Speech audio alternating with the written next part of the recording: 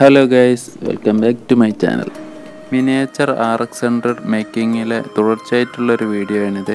മുൻപുള്ള പാർട്ടുകളൊന്നും നിങ്ങൾ കണ്ടിട്ടില്ലെങ്കിൽ അതും കൂടി ഒന്ന് കണ്ടാൽ ഇതിൽ കാണിക്കുന്ന കാര്യങ്ങൾ പെട്ടെന്ന് മനസ്സിലാക്കാൻ സാധിക്കും.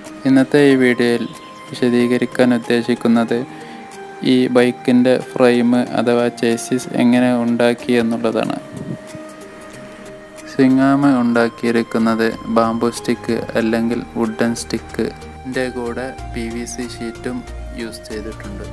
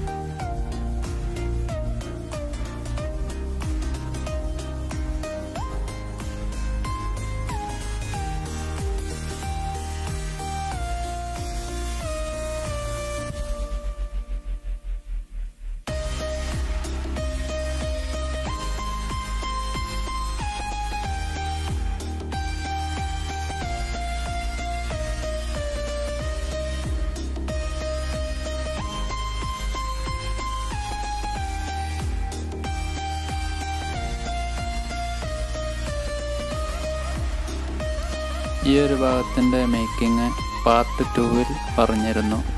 അതിൻ്റെ ലിങ്ക് ഡിസ്ക്രിപ്ഷനിൽ കൊടുത്തേക്കാം.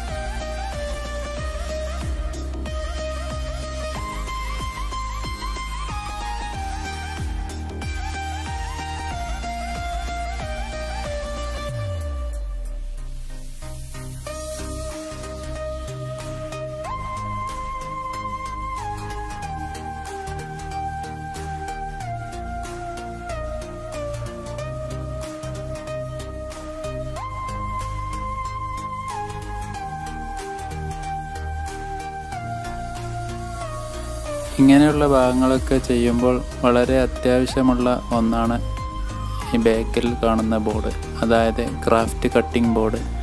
മേക്കിങ്ങിലെ അളവുകൾ എന്ന് പറയുന്നത് ഒരു പ്രധാന ഘടകമാണ്. അതൊക്കെ ഓരോന്നും കൃത്യമായി ചെയ്തെങ്കിൽ മാത്രമേ ഫൈനൽ പ്രോഡക്റ്റ് അതിൻ്റെ പരിപൂർണതയിലെത്തുകയുള്ളൂ.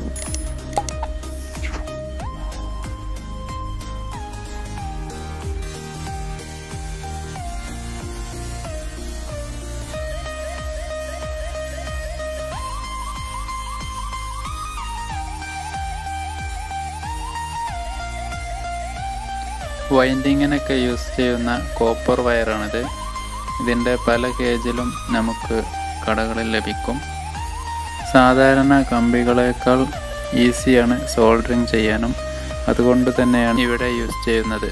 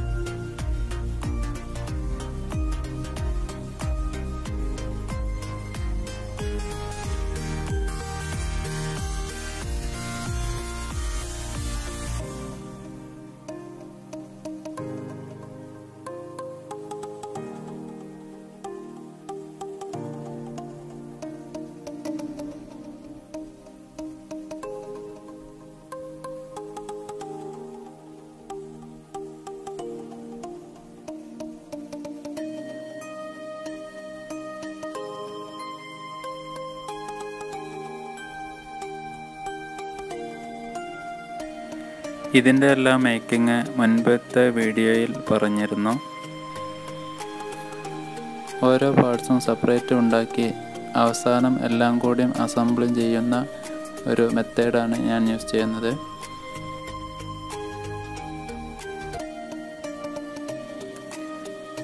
ഇവിടെ റെഡിയായത് ഒന്ന് വെച്ച് നോക്കി എന്നേ ഉള്ളൂ.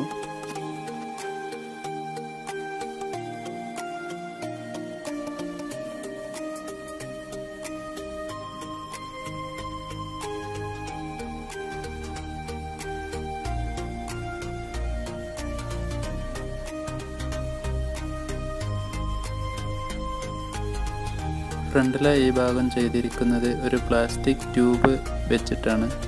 അതിനെ കൂടുതൽ ഉറപ്പിക്കാനായി PVC ഷീറ്റും യൂസ് ചെയ്തിട്ടുണ്ട്. ആ ട്യൂബിലൂടെ ബെൻഡ് ഇല്ലാത്ത പൈപ്പ് ഇറക്കി കഴിഞ്ഞാൽ ആ പൈപ്പിൻ്റെ അടിയിലെ അറ്റം ഏറ്റവും സെൻറ്ററിലായിരിക്കും നിൽക്കേണ്ടത്.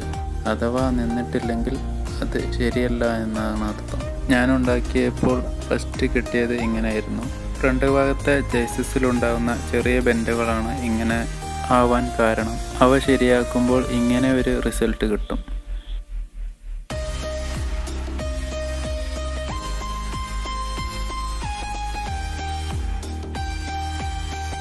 കൂടുതൽ ഉറപ്പിക്കാനായിട്ട് ഫ്ലക്സ് ക്യൂക്കിൻ്റെ പുറമെ എറാൾഡറ്റ് പോലത്തെ സ്ട്രോങ് ഗ്ലോ അപ്ലൈ ചെയ്യാം.